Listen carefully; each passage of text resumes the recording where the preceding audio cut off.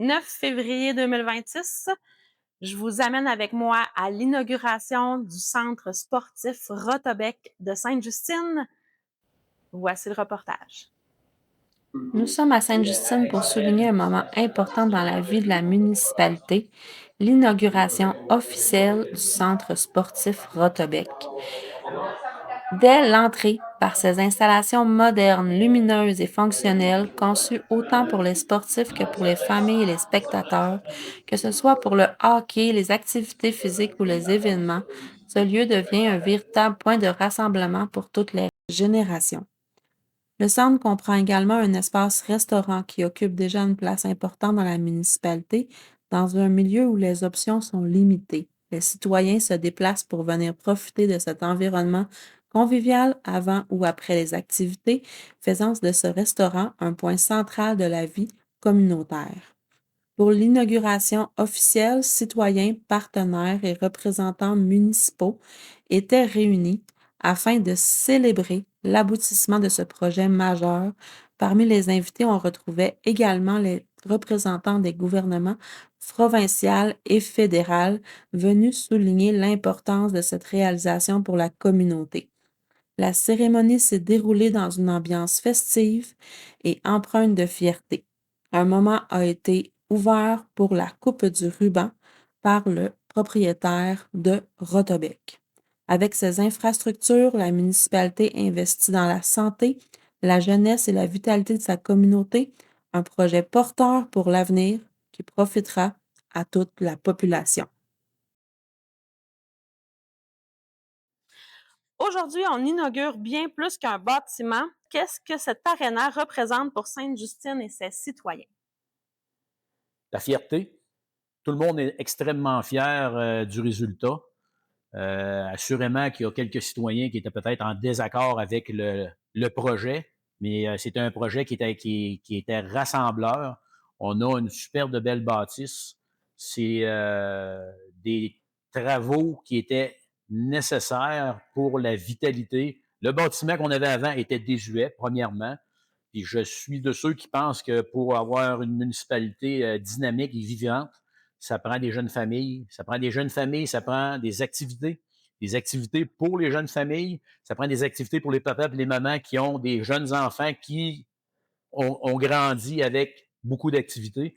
On a à Sainte-Justine une gestion extrêmement dynamique de la municipalité, mais des loisirs aussi en particulier. Donc, s'il y a un mot qui représente bien nos pensées à tous, là, je parle au nom de mon équipe, là, c'est la fierté du produit accompli. À titre de maire, quel moment du projet t'a le plus marqué personnellement? Les hauts et les bas, les bonnes nouvelles, les mauvaises nouvelles. Oups, on a la subvention. Oh, le COVID arrive quelques jours avant l'annonce, on arrête tout. On a pas de gestion, mais beaucoup d'interrogations. Jamais dans le sens, on va-tu de l'avant ou pas. Par contre, le financement, c'est une clé majeure pour les petites entreprises, des formations professionnelles. Pour les petites municipalités ou moyennes comme nous, mais quand je me considère comme une petite municipalité, c'est les sous à aller chercher. Fait qu'on on travaille beaucoup avec ça. Les hauts et les bas. On a une subvention, un projet de 2 millions, on a la subvention pour ça. COVID arrive, explosion des coûts. À un moment donné, tu te dis, ben là, on travaille-tu pour rien? Explosion des coûts en construction. On travaille un petit peu avec les députés provinciales, nous offrent un 30-35 000 de plus oui, intéressant, par contre, pas assez. On continue à travailler le dossier avec la députée provinciale encore. On est capable d'aller chercher un autre scinder notre projet pour aller chercher une autre partie de la subvention. Tout ça fait que c'est des hauts et des bas. Moi, c'est la complexité de fermer le dossier avec la fameuse COVID que tout le monde a eue, la pandémie qui est venue mêler beaucoup de choses. On est, c'est ça. C'est vraiment là, les points. Puis même un point, là, tout le monde travaille extrêmement fort, mais en pensant commencer les travaux mi-mars, puis être rendu à mi-décembre, puis courir avec les contracteurs, tout le monde a toujours travaillé. Mais jamais, personnellement, là, jamais que j'aurais pensé que ça aurait été de mars à décembre une job intensif pour faire un petit bâtiment comme ça, qui est quand même, somme toute, complexe vu l'électricité et tout, les systèmes de ventilation, le garage de Zamboni, tout ça, là, on est.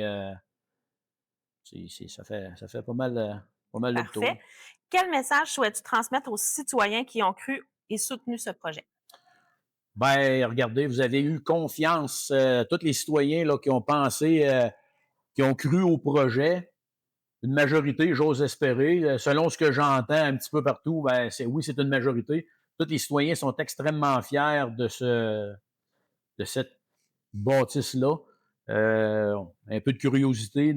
L'achalandage côté restaurant est superbe. Là. C'est sûr qu'on n'a pas beaucoup de restaurants dans la place, donc c'est un manque.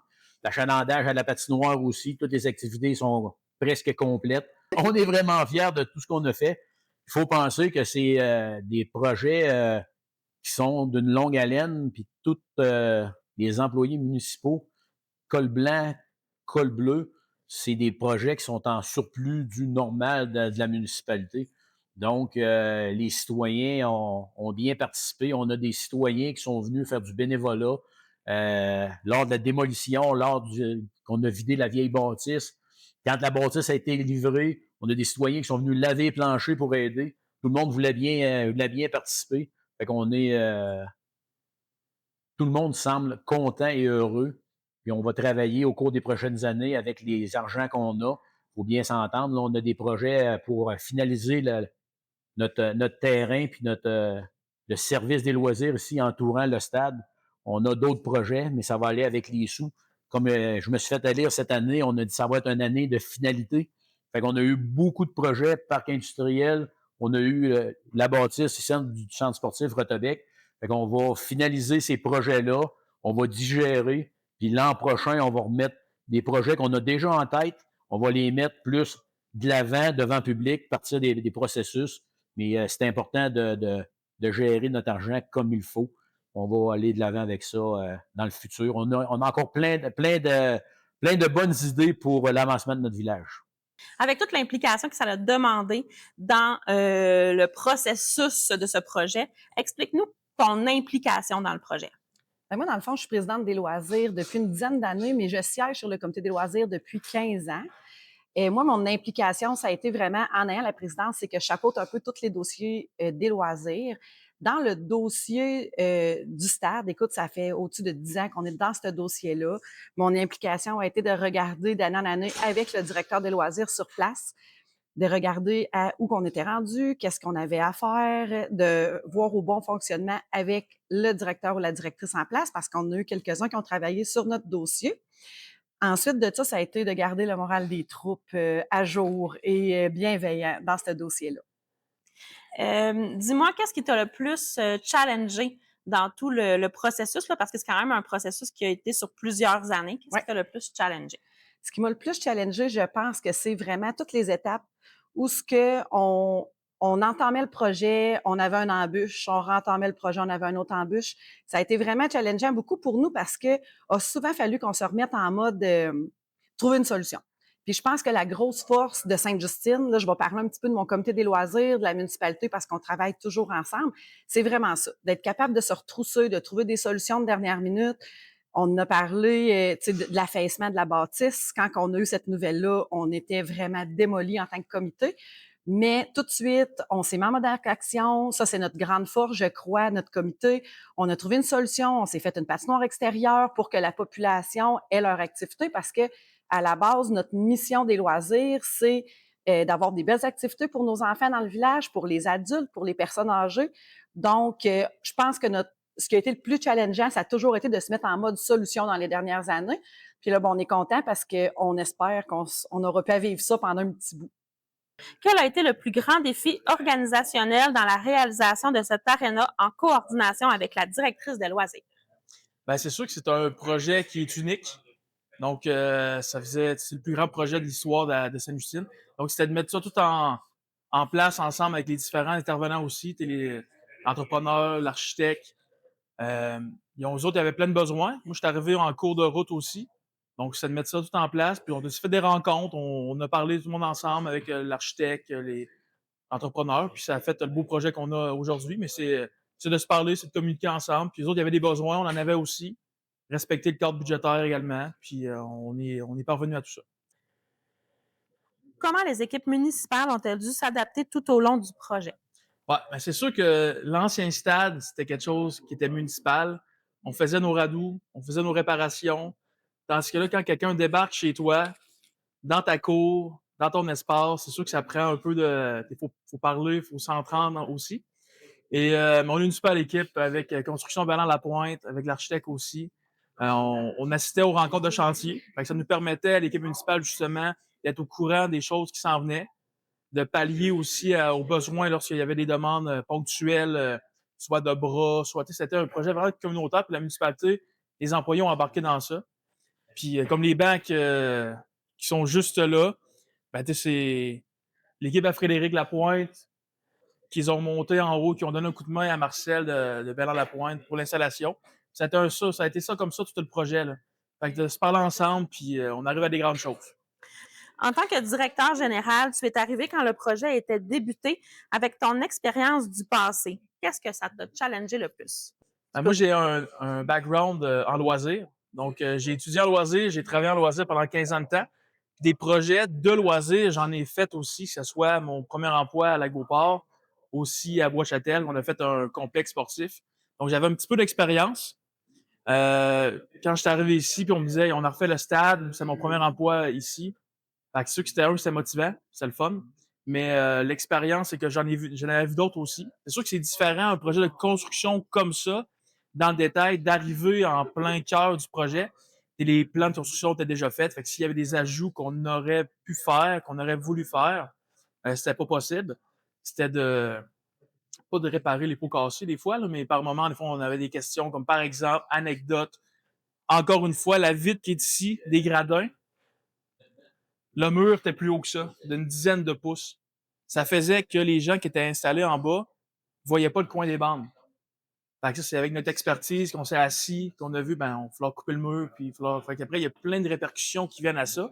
Et on a quand même géré les coûts, géré la gang aussi, puis finalement, tout le monde est content, puis on voit les coins de la patinoire. Là. Fait que c'est de s'adapter au fur et à mesure que ça avançait le projet. C'était ça qui était le plus pas le plus compliqué, mais le plus challengeant. T'es pas tout seul à décider aussi. Il y a l'architecte, les entrepreneurs, il y a l'équipe, il y a tout le monde. C'est de mettre tout ça ensemble pour que ça fonctionne. Puis on est très fiers du résultat en bout de ligne. Merci. Parfait. Moi, j'ai un background en loisirs. Donc, j'ai étudié en loisirs, j'ai travaillé en loisirs pendant 15 ans de temps. Puis des projets de loisirs, j'en ai fait aussi, que ce soit mon premier emploi à Lac-Beauport, aussi à Bois-Châtel, on a fait un complexe sportif. Donc, j'avais un petit peu d'expérience. Quand je suis arrivé ici, puis on me disait, on a refait le stade, c'est mon premier emploi ici. Fait que ceux qui c'était motivant, c'est le fun. Mais l'expérience, c'est que j'en avais vu d'autres aussi. C'est sûr que c'est différent, un projet de construction comme ça, dans le détail, d'arriver en plein cœur du projet. Et les plans de construction étaient déjà faits. Fait que s'il y avait des ajouts qu'on aurait pu faire, qu'on aurait voulu faire, c'était pas possible. C'était pas de réparer les pots cassés des fois, là, mais par moments, des fois, on avait des questions comme par exemple, anecdote. Encore une fois, la vitre qui est ici, des gradins, le mur était plus haut que ça, d'une dizaine de pouces. Ça faisait que les gens qui étaient installés en bas voyaient pas le coin des bandes. Fait que ça, c'est avec notre expertise qu'on s'est assis, qu'on a vu, ben, on va falloir couper le mur, puis il falloir. Fait qu'après, il y a plein de répercussions qui viennent à ça. Et on a quand même géré les coûts, géré la gang aussi, puis finalement, tout le monde est content, puis on voit les coins de la patinoire. Là. Fait que c'est de s'adapter au fur et à mesure que ça avançait le projet. C'était ça qui était le plus pas le plus compliqué, mais le plus challengeant. T'es pas tout seul à décider aussi. Il y a l'architecte, les entrepreneurs, il y a l'équipe, il y a tout le monde. C'est de mettre tout ça ensemble pour que ça fonctionne. Puis on est très fiers du résultat en bout de ligne. Peux-tu nous parler de l'implication des employés et de l'énergie qu'ils ont mis dans ce projet jour après jour? Oui, c'est une bonne question. En fait, on voit, on remercie, puis on voit toujours le côté, c'est correct, côté politique, de toute l'implication politique et tout ça en arrière. Mais aujourd'hui, ce qu'on a vu aussi que je trouvais beau, c'était de mettre en lumière le travail des employés, le travail acharné. Puis c'est un projet, on va se le dire, là, une bâtisse qui a été construite en moins d'un an, là, démolie. Ça fait 10 mois qu'on a démoli. On est ouvert, on est opérationnel. Il manque des détails comme toujours, monsieur, il en manque toujours.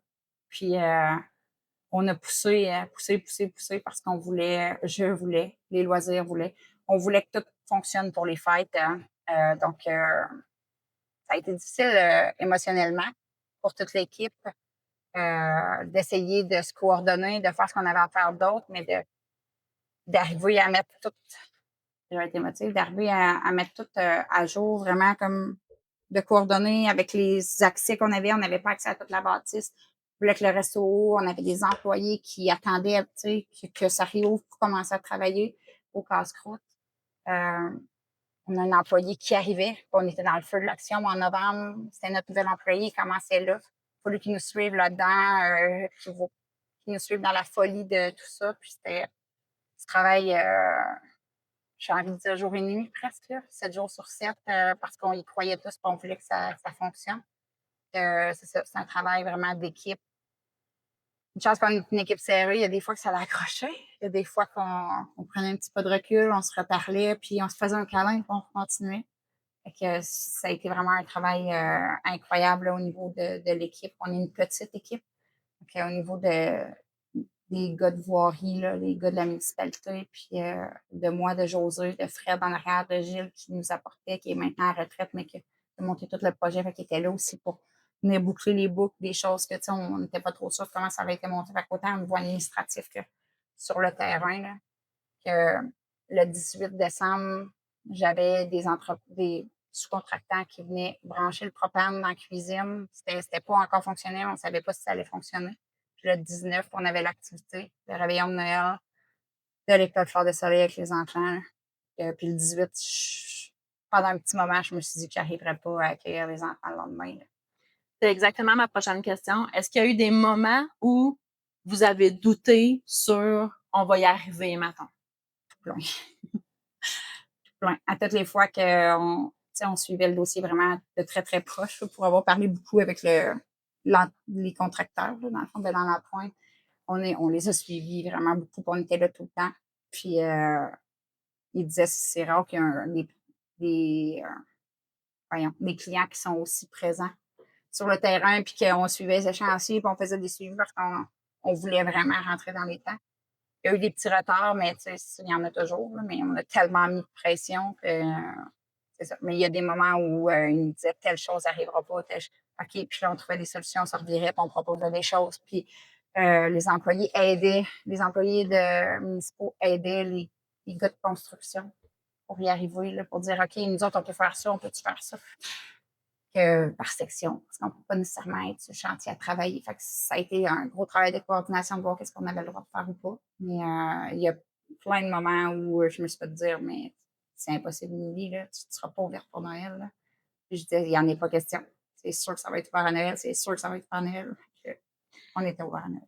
Comment le centre sportif, parce que maintenant c'est comme ça qu'on l'appelle, on l'appelle plus le stade, Non. le centre sportif, ça sera quoi son implication à long terme dans tout le processus des loisirs? C'est pour. Et de la communauté. C'était moins, oui, c'est ça.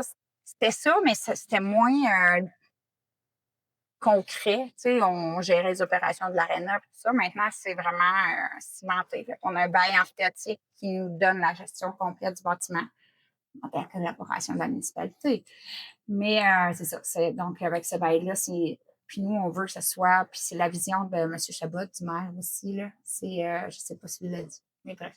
Sa vision, c'est que le terrain du centre sportif soit le point tournant des activités de la vie communautaire de Sainte-Justine. Fait que moi, quand je suis arrivée, ça m'a marqué cette phrase-là, tu sais, on va rendre ici, on pourrait faire ça, il faudrait penser à ça. Puis lui, tu sais, les soirées musicales, il les voit ici, même si on a un super beau parc dans le village, mais c'est moins accessible pour les voitures.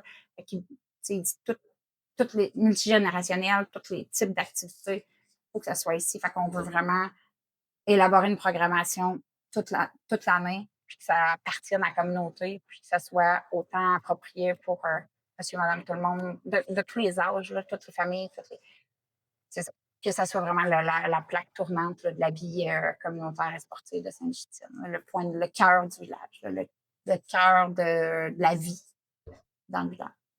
Puis, est-ce que tu aurais juste comme un dernier petit mot point à dire dans tout ce projet-là qui aboutit aujourd'hui?